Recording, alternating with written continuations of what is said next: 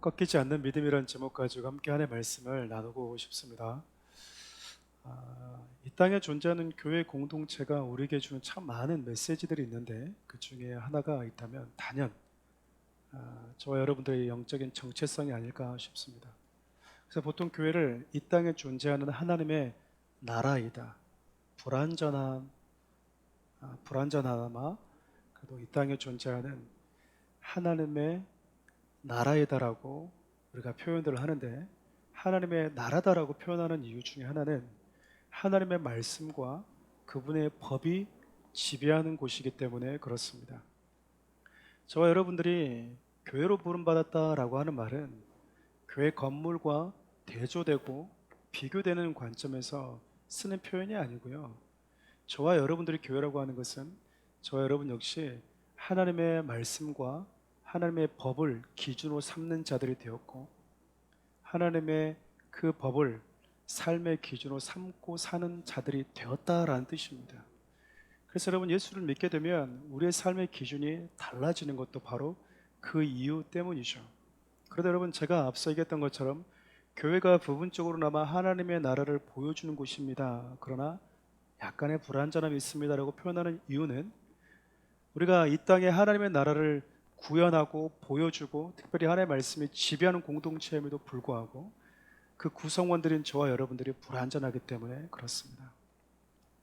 그럼에도 불구하고 여러분, 교회 공동체 오면 부분적으로나마 하나님 나라는 이렇게 하나님의 말씀에 부합하는 삶을 살길 원하는 그런 하나님의 말씀이 지배하는 곳이구나라는 사실을 우리가 깨닫게 되는 것 같아요.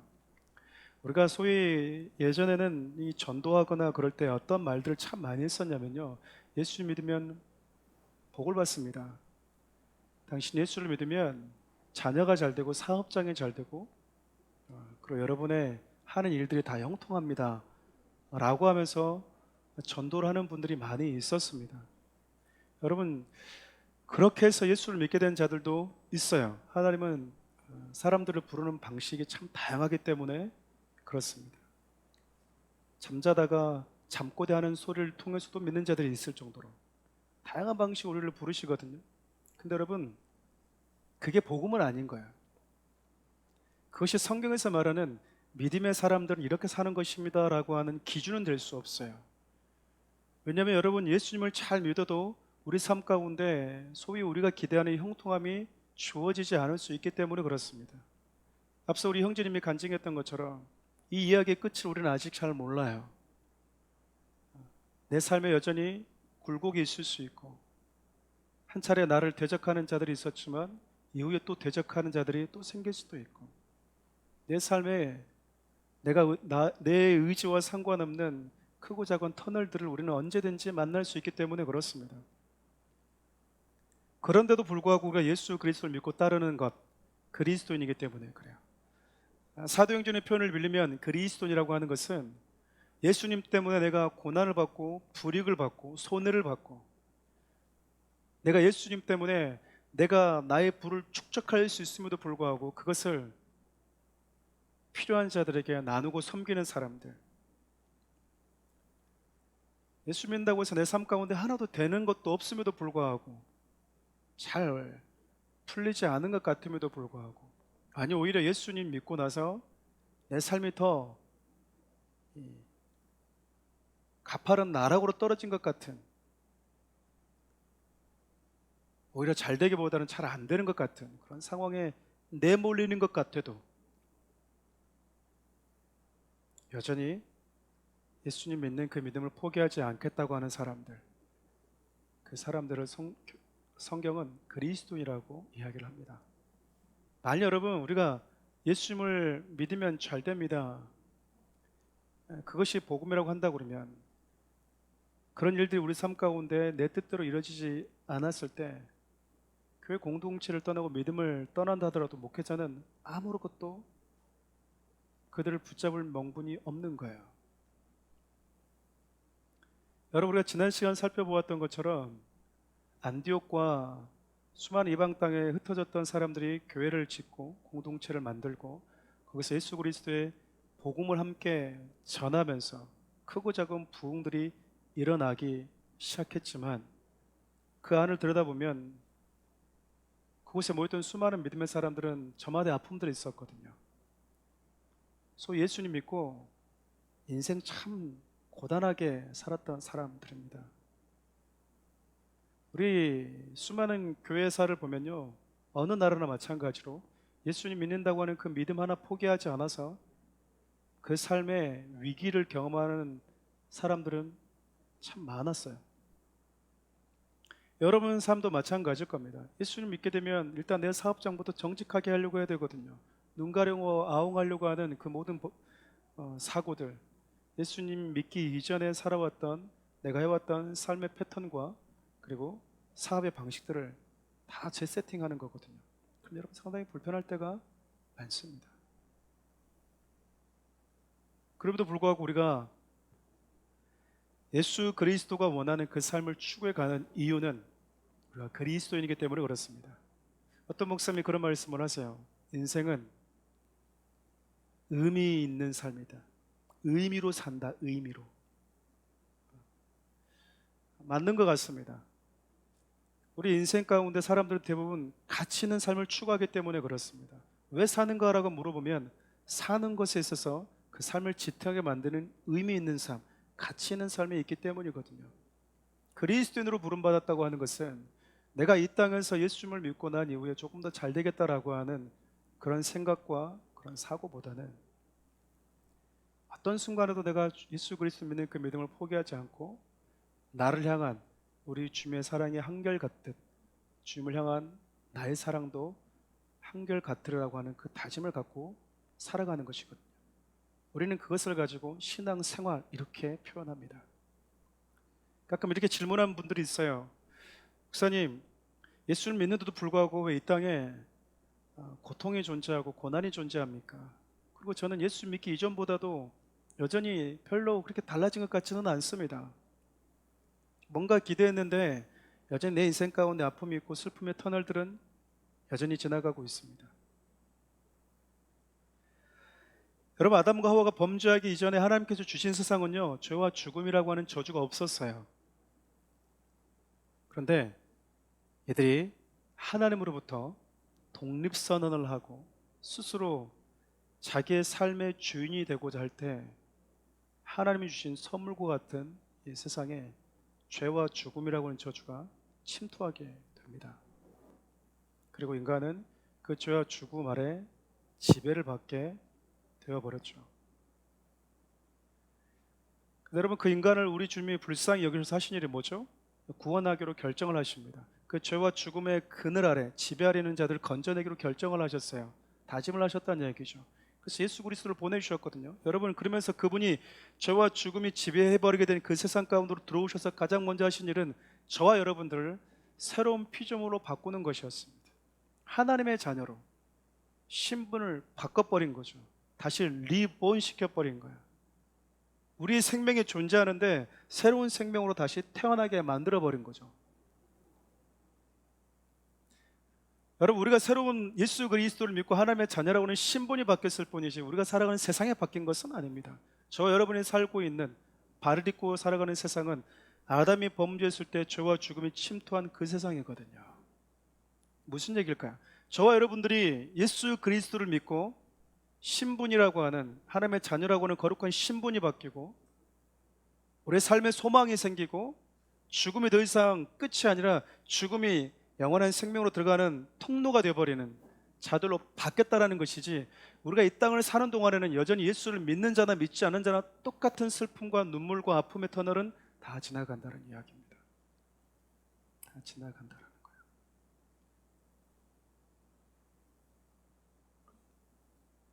그럼에도 불구하고 우리 그리스도인들은 어떤 사람입니까? 그것을 알고 이 땅을 살아가는 내 삶에 남겨져 있는 그 여정 가운데 어떤 상황과 어떤 환경이 나를 기다리고 있다 하더라도 내가 예수님을 믿고 따라가는 그 걸음은 내가 멈추지 않겠다.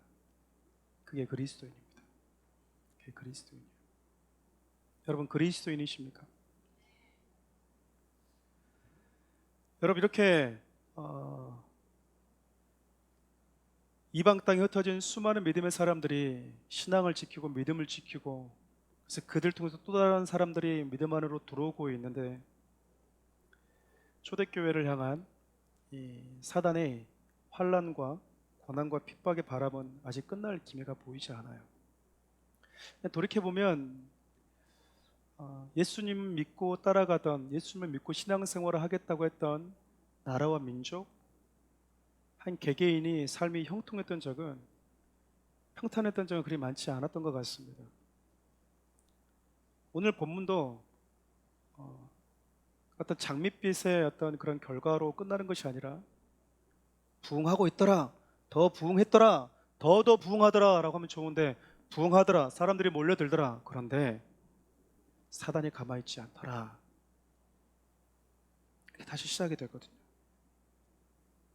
복음을 끊임없이 거부하는 그 세상 속에서 그리스도인들은 끊임없이 박해를 받아 왔는데요, 세상이 오늘 본문을 근거로 주님의 몸된 교회를 어떻게 무너뜨리려고 하는지, 주님의 몸된 교회를 무너뜨리는 이 과정이 어떤 것인지를 좀 생각해 보려고 합니다.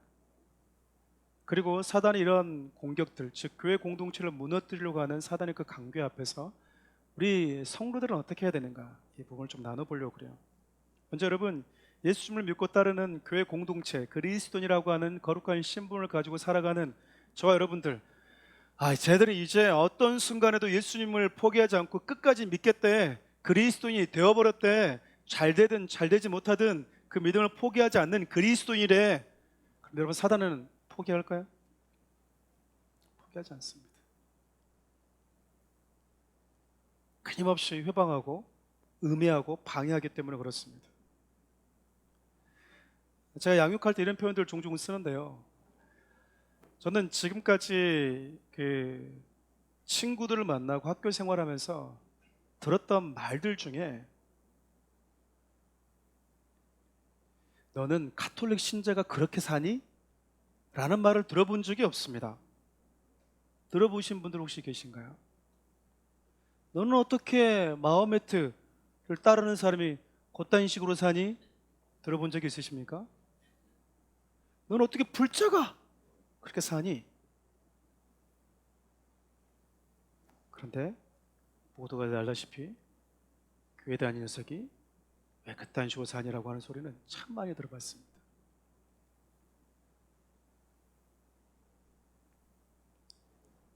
왜 그럴까 생각해보면, 우리가 사는 세상이 결코 우리 믿음에 대해 호의적이지 않다라는 거죠. 오늘 본문을 보면 교회 공동체를 무너뜨리기 위해서 사단이 대범하게 하는 일이 한 가지가 있는데, 그게 바로 교회 리더십을 건드리는 겁니다. 우리 사도행전 12장 1절부터 4절 말씀 함께 읽어볼까요? 그때 헤로드 왕이 손을 들어 교회 중에서 몇 사람을 헤아려 하여 요한의 형제 야고보를 칼로 죽이니, 유대인들이 이 일을 기뻐하는 것을 보고 베드로도 잡으려 할새 때는 무교절 기간이라 잡음에 옥에 가두어 군인 넷패에 맡겨 지키고 6월절 후에 백성 앞에 끌어내고자 하더라. 헤로드 왕이요, 교회 중에 리더십들을 잡아서 죽이기로 결정을 합니다. 그 중에 첫 번째, 예수님이 12사도 중에 한 명이었던 야고보를 칼로 죽여요. 참수형에 처합니다. 그리고 베드로까지 이제 잡아서 죽이려고 가뒀어요. 여러분, 헤롯이 이렇게 대범하게 잔인한 행동을 하는 이유가 뭘 거라고 생각하세요?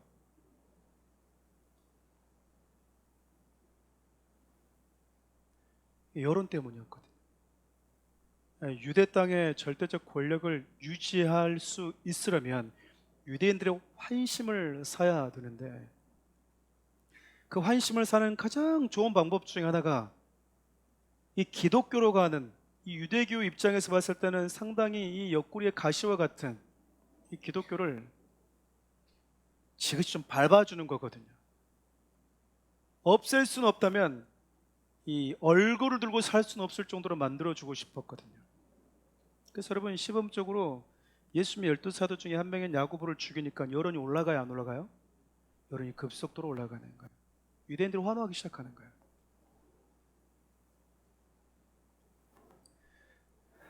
연예인들만 인기를 먹고 사는 건 아니에요. 진짜 인기 먹고 사는 사람은 정치인들이거든요. 정치인들이 이제 선거날 다가오면 뭐 하죠? 인기몰이하러 다니잖아요. 뭐 해드리겠습니다. 뭐 해드리겠습니다. 그거 안 해주잖아요. 그렇죠. 그 정치인들이 가장 먼저 하는 말이 거짓말이 뭐예요? 존경하는 국민 여러분. 존경하지 않잖아요. 그래. 사랑하는 국민 여러분. 우리 국민은 사랑하지 않잖아요. 자기 권력을 갖고 싶어 할 뿐이지. 지역에 인기가 필요하고 인지도가 필요한 것 뿐이지. 헤롯이 마찬가지였어요. 유대 땅에서 왕권과 권력을 계속해서 유지하는데 절대적으로 유대인들의 지지가 필요했는데 사도 한 명을 죽였더니 여론이 자기로 확 돌아서기 시작한 거예요. 기독교는 아편과 같다라고 생각하면서 자기 정권을 유지하는 나라도 있거든요. 지금 여러분 지난주 우리가 살펴봤던 상황을 이렇게 되짚어보면 지금 사도행전의 상황은 기독교인들 입장에서 봤을 때는 상당히 마음이 이렇게 벅찬 시간을 지나가고 있거든요. 예루살렘에 시작된 복음이 유대 땅을 지나서 사마리아 땅을 지나서 이제 이방 땅에까지 점점 번지고 있잖아요. 그리고 분명히 예루살렘에서 고난을 받아서 자기 삶의 터전을 잃어버렸고 힘들고 아픈 시간들을 지나가고 울며 이 눈물 흘리면서 자기 삶의 터전을 뒤로하고 떠나야 됐던 사람들이 이 정도면 믿음을 버릴 거라고 생각했는데 흩어진 곳에서 교회를 다시 시작하고 있었잖아요. 그곳에 수많은 사람들이 주님 앞에 도와오기 시작했고 바나바와 사울을 통해서 이제 그들의 믿음이 더욱더 굳건해지고 견고해졌고 그 소식을 들었던 이 예루살렘에 있던 교회 리더십들은 뭐합니까? 지원하고 복음이 편만하게 전파될 수 있도록 여러 가지로 기도하고 후원하고 있었잖아요. 그 복음 전파에 있어서 예루살렘에 있는 리더들이 상당히 중심 역할을 하고 있었거든요. 이 시점에서 지금 마귀가 뭐 한 거죠? 예루살렘 교회 영적 리더십들에게 손을 대고 있었던 거예요. 여러분 어디나 마찬가지거든요. 교회 안에 어떤 영적인 부흥이 일어나고 있다면 다른 한편에서 사단이 그 부흥의 제동을 걸기 위해서 수많은 음모를 꾸미고 있고 거짓과 공격을 한다는 사실을 여러분들이 잘 알고 있어야 돼요. 내 삶이 여러분 잘 나간다고 생각할 때, 우리 교회가 잘 나간다고 생각할 때 여러분 그래서 더 깨어 있어야 되는 겁니다. 하나님 어떤 상황을 통해서 어떤 문제를 만나서 나를 기도의 자리로 초대할 때가 있어요. 내가 이 문제를 만나서 기도하지 않았던 사람이 기도의 자리로 오게 된다니까요. 근데 여러분 원래 기도는 문제를 해결하기 위해서 기도를 하는 것이 아니라 기도의 자리로 나가기 위해서 하나님의 문제를 주신 거거든요. 문제 해결이 목적이 돼버리면 기도하고 나서 문제가 다 해결되면 더 이상 기도할 이유가 있을까요? 없을까요? 못 느끼겠죠. 왜냐하면 기도는 수단이었고 문제 해결이 목적이었으니까. 근데 하나님은요, 문제라고 하는 것을 수단 삼아서 기도라고 하는 목적지로 오라고 말씀을 하세요.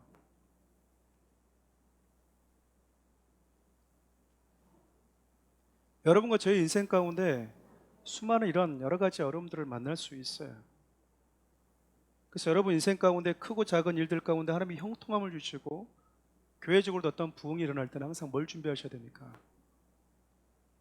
깨어서 기도를 대비하셔야 돼요. 평화를 원하는 자 뭘 준비하래요? 전쟁을 준비하래요. 맞습니다. 여러분 사단이 복음의 제동을 걸기 위해서 소위 말하는 교회 리더십들 머리들을 지금 하나씩 하나씩 지금 제거하려고 하잖아요. 그럼 여러분 이렇게 세상의 복음을 거부하려고 할 때 교회 공동체는 뭐 해야 될까요? 아, 이게 사단의 전략이구나. 그래서 여러분 리더십들은 깨어 있어야 되거든요. 깨어 있어야 돼요.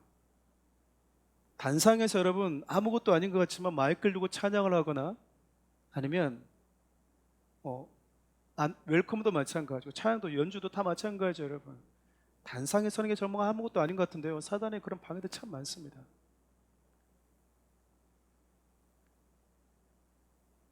예배드리러 가면 맨날 싸워. 평소에는 화목하다가 가는 도중에 싸우고 차 돌리고 이런 경우가 여러분 허다하다니까요. 그래서 여러분들이 소그룹 안에서 크고 작은 어떤 위치에 있고 리더십의 자리에 있다면 사단이 다른 이들에 비해서 나에게는 배나 공격할 수 있다라고 하는 인식을 갖고 깨어 있어야 된다는 겁니다. 그리고 여러분, 그 리더십들을 위해서 교회들은 뭐 해줘야 될까요? 5절 말씀 함께 읽어볼까요? 예, 베드로는 옥에 갇혔고 교회는 그를 위하여 간절히 하나님께 기도하더라. 교회는 뭐 했다고 합니까? 기도했다고 합니다. 베드로를 위해서, 옥에 갇혀있는 베드로를 위해서 기도했다라고 이야기를 해요. 저는 교회의 영적인 리더십, 목회자와 성도의 관계가 참 중요하다고 믿거든요. 목회자는 여러분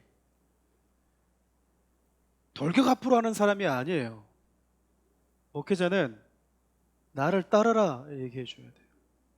그 말은 무슨 말이죠? 가장 앞장선다 그 말입니다. 가장 앞장서서 어떻게든지 보여주고 성도들이 본을 갖고 따를 수 있도록 해줘야 된다는 거예요. 그리고 성도들은 뭐 해야 될까요? 목회자를 지켜주고 목회자가 하나님께서 맡기신 사역을 충성되게 감당할 수 있도록 뭐 해주셔야 되죠? 기도해 주셔야 됩니다. 적이 아니다 그 말이에요. 적이. 나 우리 목사님 변질된 거 안 된 거 나는 봐야 될 것 같아. 내가 옆에서 악역을 맡을 거예요. 그래서 뭐 이런 철없는 분들이 많이 계세요. 내가 이렇게 하는 건 우리 목사님 변질되지 않기 위해서 그래. 그래서 만날 때마다 목사님 변질되면 안 돼요. 1절만 해야 되는데 그냥 동해물과백 4절이고 변질되면 안 돼요. 변질되면 안 돼요. 그럼 제가 뭐라고 그럴까요? 당신도 변질되면 안 돼요. 이렇게.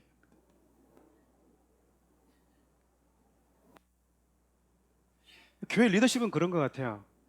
힘들고 굳은 것은 가장 앞장서서 하고 영광스럽고 뭔가 기쁨이 있는 일은 성도들이 누릴 수 있도록 자기 좀 뒤에 빠져주고. 근데 반대로 뭐 하죠? 영광 혼자 다 독식하고 힘든 일 있으면 앞에 나가라 총알바지 대라 이러고 있으면 이게 여러분 무슨 사랑이겠습니까? 교회 여러분 참 그럴 때 많잖아요. 이렇게 삶이 코미디 될 때가 있거든요. 진짜로 어떤 집사님이 청소는 99% 혼자 다 했어. 한 집사 와서 저도 좀 할게요. 괜찮아 혼자 다 끝났어. 주세요. 딱 빗자루 딱 들었는데 사람들 딱 들어오는 거예요. 그러면 사람들은 뭐죠? 빗자루 방금 든 사람이 청소를 다 한 줄 알아. 주방에서 설거지 다 하고 이제 그릇 하나 남았어. 권사님 나오세요. 집사 나오세요. 제가 할게요. 다 끝났어. 제가 할게요. 그럼 진작에 오든가. 밖으로 하나 남을 때 와가지고 괜찮다도 굳이 고무장갑 뺏어서 고무장갑 딱 꼈는데 사람들 딱 와서 설거지하는 모습을 보면 그 사람 설거지 다 한 것처럼 영광을 혼자 뭐 하죠? 독식하는 사람들이 있어요.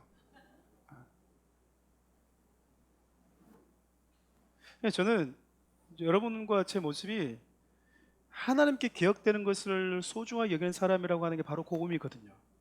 그럴 때 뭐 해야 돼요? 여러분 내가 청소를 90%다 했는데 방금 빗자루 둔 사람이 영광 받으면 여러분 뭐 해야 돼요? 저것이 또 여시 같은 일을 하네 또 가로채가지고 그래야 됩니까?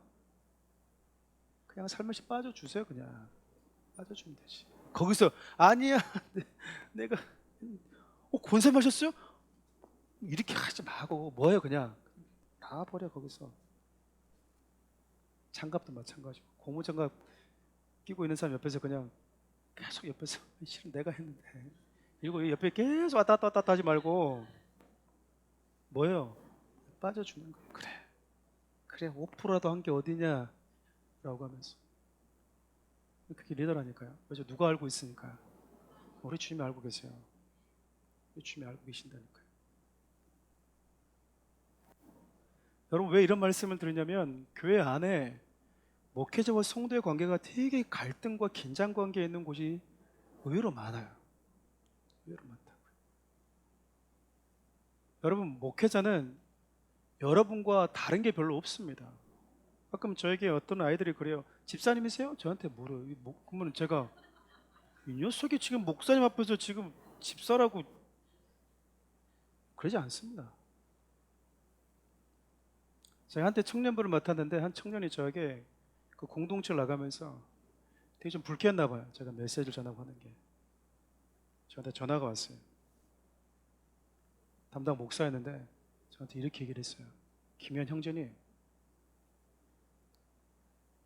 저는 목사라고 부르고 싶지 않아요. 김현 형제라고 부르고 싶어요. 이렇게 저한테 얘기를 했어요. 제가 뭐라고 그랬을까요? 저 형제 맞습니다. 전 자매가 아니라 형제입니다. 맞습니다. 어떤 분들은 저한테 그래요. 성도님 그래요. 기분 나쁘지 않습니다. 저 성도 맞습니다. 저는 성도이고 집사이고요. 형제가 맞아요. 여러분과 똑같아요. 다른 게 있다면 딱 하나예요. 역할만 다를 뿐이에요. 하나님이 여러분들을 위해서 말씀을 준비하고 양육을 하도록 하고 신앙 안에 굳건히 설 수 있도록 때로는 위로하라고 말씀을 전하여 세우셨다는 거 하는 것 이거 말고는 다 똑같습니다. 다 똑같아요. 여러분 앉아서 듣고 있기 때문에 은혜 받았다 좋다 이럴 수 있겠지만 어쩔 땐 말씀을 전하는 저 위치에서는 되게 괴로울 때가 있거든요. 왜냐면 저는 제 실력과 제 수준을 알아요. 이 말씀을 준비하고 있지만 아직 이 수준에 제가 못 갔다라는 걸 알고 있다고요. 근데 뭐 해야 되죠? 전해야 될 때가 있어요. 그러면 두 가지 마음이 교차하거든요. 하나는 아직 이 수준이 안 되는데 성도들이 내가 이 수준인 줄 혹시 착각하게 되지는 않을까? 또 하나는 하나님 앞에 죄송함이거든. 하나님, 저도 아직까지 여기서 왔다 갔다 하고 있는데 전해도 되겠습니까?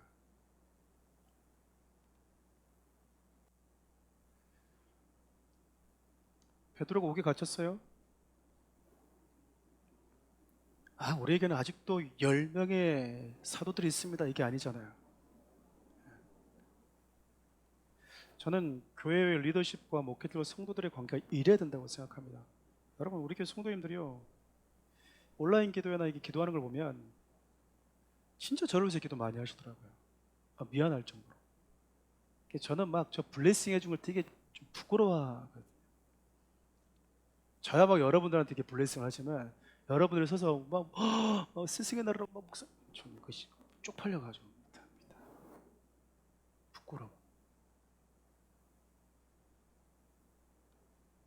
근데도 여러분 저를 위해서 제가 기도 제목 부탁을 잘 못하거든요. 왜 제가 여러분의 기도 제목을 일일이 부탁을 못하는지 아십니까? 부끄러워서 그렇습니다. 부탁하는 게 부끄러워서. 이게 잘 안 돼. 근데 성도들 알고 다 기도해주고 계시는 거예요. 되게 고맙죠. 예. 예, 그런 부분에 있어서 사랑하는 우리 교회에 있어서 목회자와 성도의 관계를 따지자면 성도가 목회자를 되는 관계는 건강하다고 생각이 돼요. 저만 잘하면 되겠죠.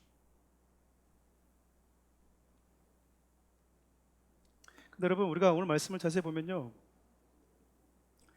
성도들의 간절한 기도를 통해서 베드로가 감옥에서 나오는 장면이 좀 더 자세하게 묘사가 되어 있거든요. 여러분 헤롯에 의해서 지금 감옥에 잡혀 있는 베드로가 뭐 하고 있죠? 뭐 하고 있습니까? 뭐 하고 있죠? 슬립 자고 있어요. 자고 있어요.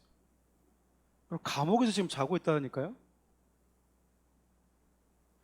여러분 사도행전 16장을 보면 감옥에 갇혔던 바울과 실라는 감옥에서 뭐 했습니까? 찬양을 했어요. 찬양하니까 감옥의 옥문이 어떻게 돼 버렸죠? 열리기 시작해 버린 거예요.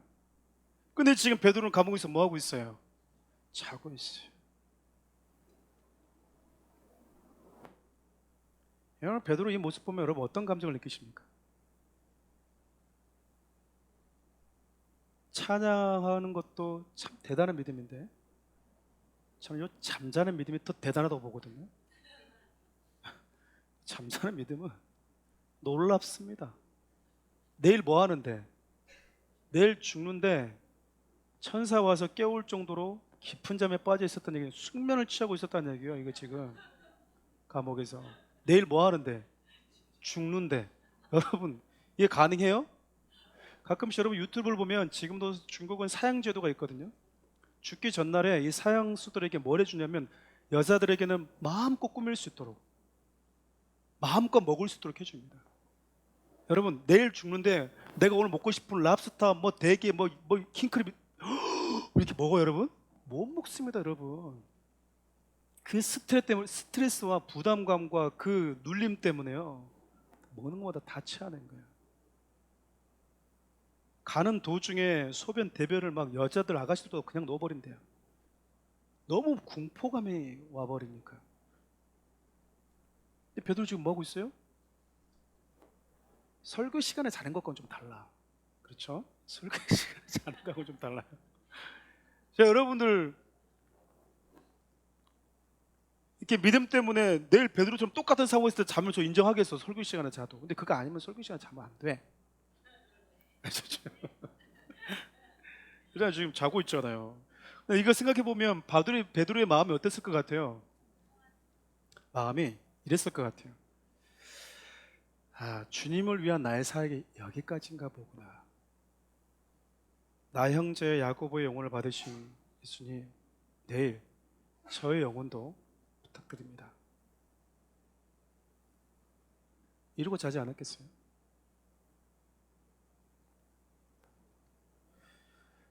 여러분 지금 이렇게 자고 있는 사람 누구라고요? 베드로예요. 베드로. 여러분 무슨 말이냐면 베드로는 더 살아있어야 돼요.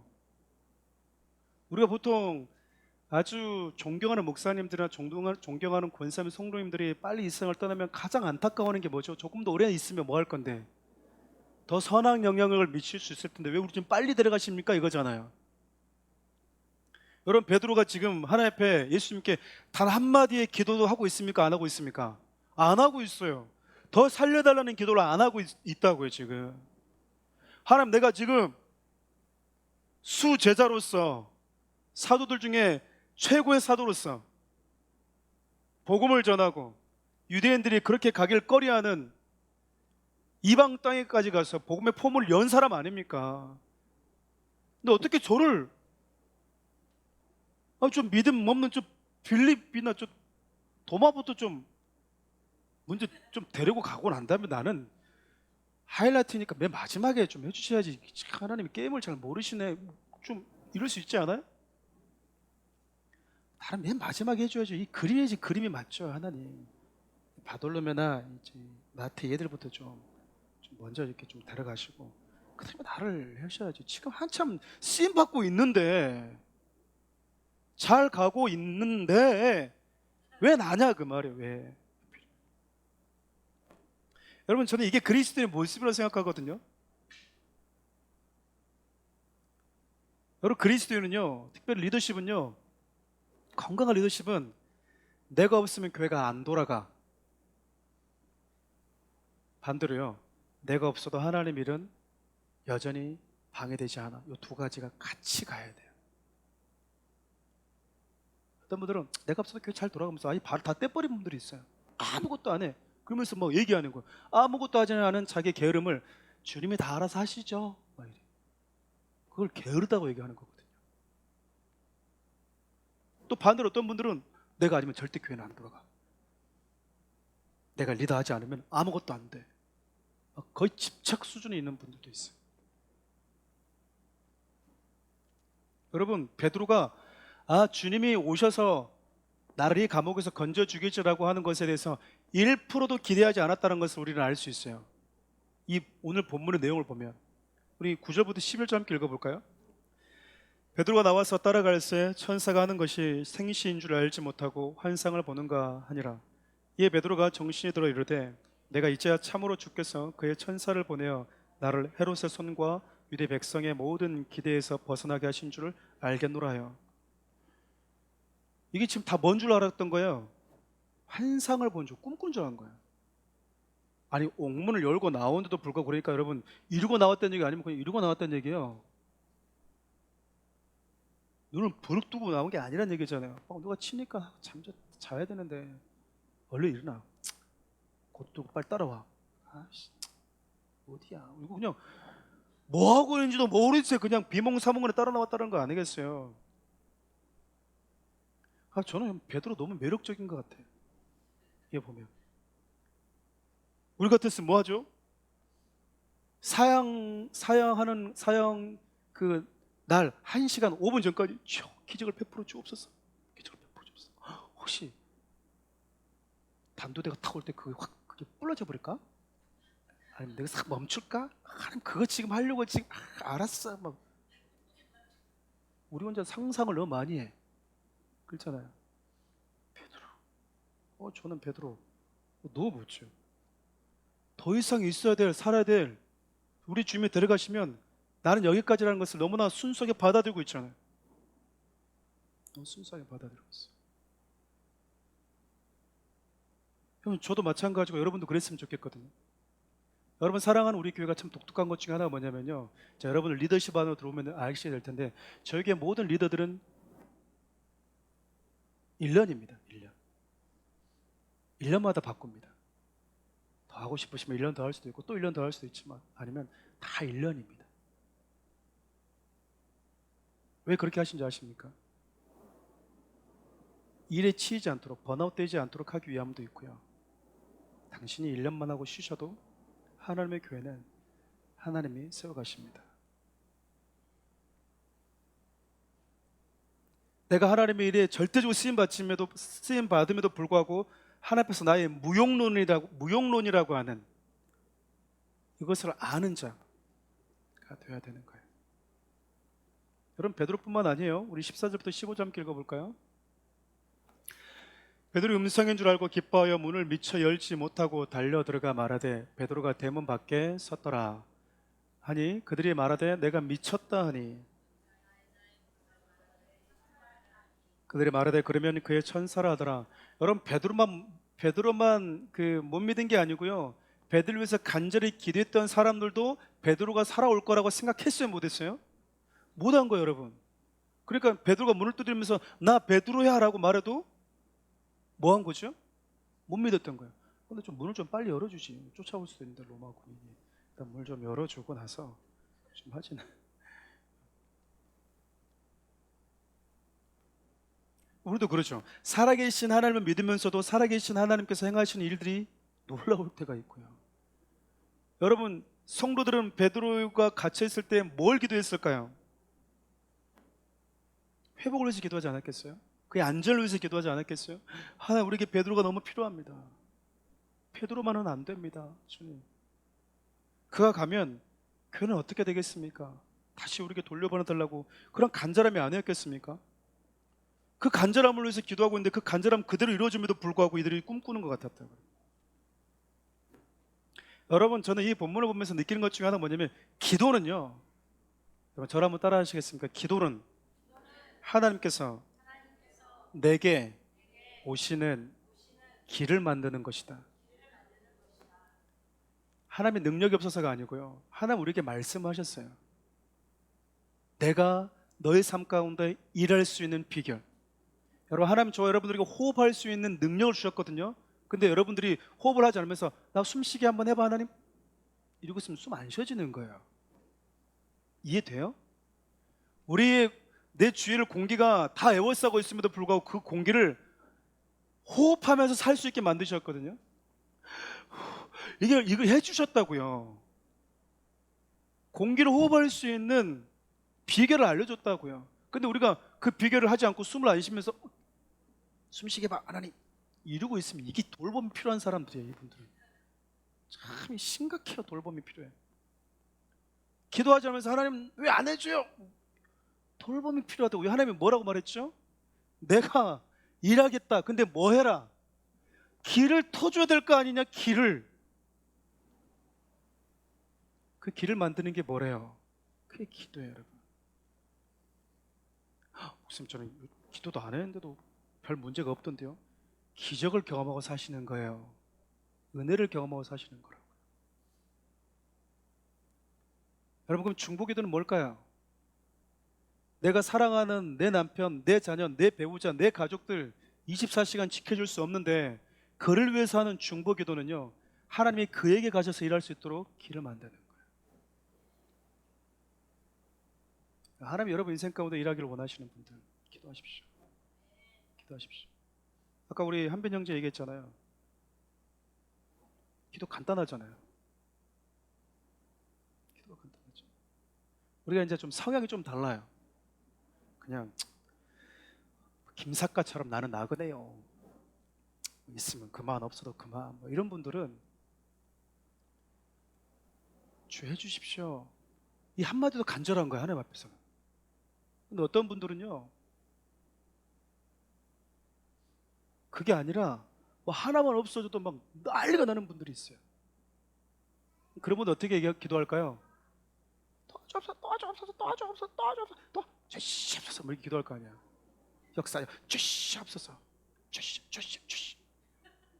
이렇게 기도할 거 아니에요. 우리가 간절함의 척도가 좀 다를 뿐이지, 우리가 다들 저마다의 간절함을 가지고 기도하고 있다는 우리 주님이 아시거든요. 그렇게 기도하는 것이 하나님이 우리에게 일하실 수 있도록 길을 터주는 겁니다. 그래서 여러분들이 좀 하나님 일하실 수 있도록 길을 텄으면 좋겠어요. 그게 뭐라고요? 그게 기도입니다. 여러분, 기도는 정해진 시간에 기도하는 것도 있지만요, 목사님 제가 아무리 기도하고 싶어도 일 갔다 오면 피곤한데 걸어 다니면서 기도하십시오. 걸어 다니면서 대화하듯이 하는 그 기도하라, 그 말이에요.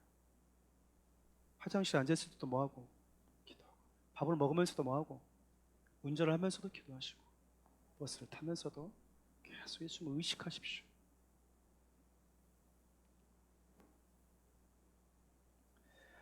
말씀을 좀 이렇게 마무리하면서 이런 궁금증이 좀 드는 사람도 있지 않을까라는 생각이 들었어요. 그게 뭐냐면, 똑같이 사도인데요, 야고보는 칼이 참수형에 딱 취하니까 죽었어요, 살았어요? 죽었어요. 베드로는 하나님이 천사까지 보내서 뭐 하죠? 그러니까 이런 말 들으면 이제 이런 거죠. 누구는 무 먹고 누구는 인삼 먹냐, 이제 이런 말이 나오는 거예요. 아니, 똑같은 사도인데 똑같이 처우를 해주셔야지. 누구는 죽도록 내버려 두고 누구는 천사까지 보내서 건져주냐, 이 말이에요. 여러분, 이런 걸 보면 기분이 어때요? 저 여러분들이 베드로와 같은 그 위치에 있었다면은 뭐 그거 갖고 그래 하나님 뭐 그럴 수 있겠지. 근데 반대로 여러분들이 야고보 같은 처지였다 그러면 이 감사가 나오겠어요?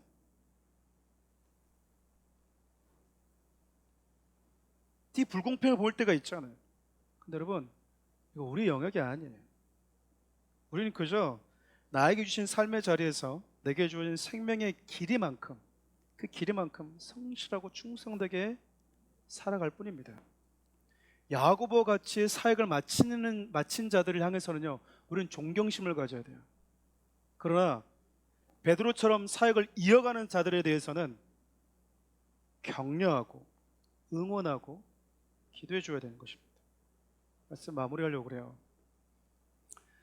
여러분, 사랑하는 우리가 살아가는 이 대한민국뿐만 아니라 전 세계도 다 마찬가지인데요, 우리나라로만 조금 들으면 우리나라 초대교회 역사만 보더라도 정말 수많은 믿음의 사람들이 이 예수님 그리스도를 향한 그 믿음을 지키기 위해서 죽어나갔어요.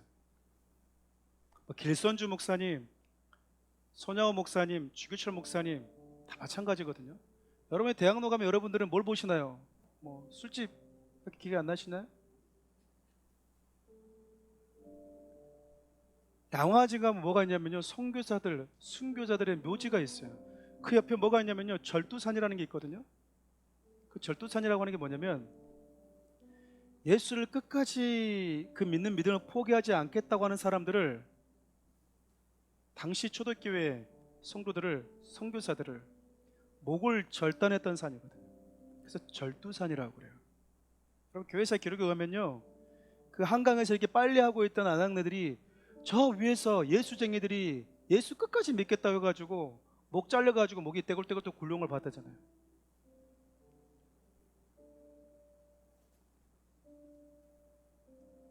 여러분, 지금 우리는 너무나 쉬운 것에 우리 신앙을 굴복해 버리거든요. 내 신앙의 자존심도 다 팔아버릴 때가 있어요. 내가 하나님 앞에서 지키고자 했던 신앙의 가치들도, 그 신앙 영적 자존심도 다 팔아버릴 때가 있는데요, 우리 초대교회 성도들은요, 그 신사 참배 앞에서 고개 숙이는 것도 거절했다고요. 하나님 아닌 사람에게는 나는 결코 내 영혼뿐만 아니라 내 육체로도 경의를 표할 수 없다라고 했다고요. 여러분, 우리의 그 믿음의 선배들 때문에 상대적으로 저와 여러분들이 이렇게 안정된 곳에서 지금 예배드리고 있는 거거든요. 돌이켜보면 그들은 야고보처럼 우리 주님의 보호를 받지는 않았습니다. 하나님 보호하셨죠. 지금 여기서 말씀드린 보호는 그런 보호가 아니에요. 그들을 죽일 때 하나님이 그 죽음에서 건져주지 않으셨어요. 야고보처럼 그냥 죽었어요. 근데 여러분, 그들 때문에 지금 저와 여러분들은 베드로처럼 살아 있습니다. 그럼 뭐 해야 될까요? 그럼 저는 사도 야고보가 죽었을 때 베드로의 마음이 어땠을지 생각해 보거든요. 우리가 보통 전쟁 영화 보면, 여러분, 남자들이 막 총 갖고 장난치더라도 여러분, 전쟁이라면 이러고 싸요. 무서워가지고. 근데 여러분, 언제 눈이 돌아간 줄 아세요? 내 옆에 있는 전우가 맞아가지고 죽을 걸 뻔히 하면서 들고 총 쏴는 게, 그게 군인들이거든. 평생 자기의 인생을 뒤로 하고 우리 주님을 따랐던 사람들, 사도들이잖아요. 첫 번째 순교자로 떠났을 때 베드로의 마음은 좀 다르지 않았겠습니까? 그가 더 오래 산들, 더 남겨진들, 그에게 어떤 의미가 있겠어요? 나에게 남아있는 시간 동안 조금 더 주의 몸된 교회를 지켜내고 성도들의 믿음을 조금이나마 한 번이라도 더 야고보가 못하였던 것들까지 우리 지금 감당하러 하시는구나 라고 생각하지 않았겠습니까? 여러분, 살아있는 것은 그래서 사명이에요. 누구보다 조금 더 오래 살고 있다고 하는 것은 여러분들 이 땅을 좀 더 많이 누리라고 하는 것이 아니고요, 하나님께서 저와 여러분을 주신 사명이라고 해요. 사명. 여러분, 어느 시대나 성도들과 교회를 흔들기 위한 사단의 공격은 늘 있어 왔습니다. 중요한 건 여러분, 꺾이지 않는 믿음이에요. 언제까지 우리가 불어오는 바람만 탓하고 있을 거냐, 그 말이죠. 그 바람은 우리 선배들 다 받아왔어요. 그때마다 내가 가지고 있는 신앙의 견고함이 어느 정도인지, 여러분, 상황을 타다면 우리 신앙은 절대 뿌리 깊이 바뀌질 않습니다. 내가 이 바람, 이 시련을 견뎌낼 수 있는 믿음이 약하구나, 역량이 없구나라고 하면서 우리 춤을 다시 붙들고 믿음의 뿔을 더 깊이 박이는 시간으로 삼아야 되는 것이죠. 사랑하는 우리 청년들, 분명 사도행전에 기록된, 그리고 그 시대를 살았던 믿음의 사람들과 대한민국 초대교회를 살았던 믿음의 선배들과 지금 저 여러분들이 직면한 세상의 도전의 모양은 분명히 다를 거예요. 근데 여러분, 본질은 똑같습니다. 저와 여러분들의 신앙에 제동을 거는 것입니다. 저와 여러분들이 주님을 향한 그 뜨거운 열정을 식어지게 만드는 것입니다. 예전 우리 교회 초창기 때 기성세대 권사님 집사님들에게 그런 표현들을 많이 했었어요. 저도 그랬거든요. 은퇴하면 어디로 가지? 나는 물을 좋아하니까 바다에 가서 낚시하면서 이렇게 선비처럼 책 쓰다가 우리 집 오라면 이제 편하게 갈까?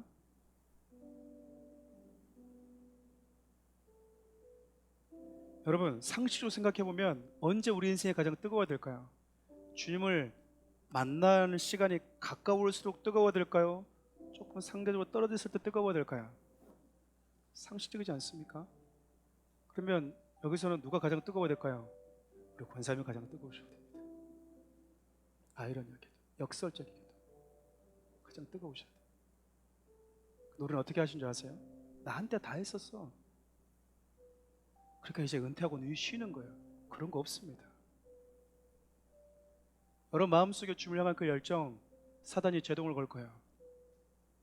열심 제동을 겁니다. 충분히 했지 않니? 더 이상 네가 할 게 뭐가 있니? 여러분, 주님을 향한 그 믿음 꺾이지 말아 주십시오.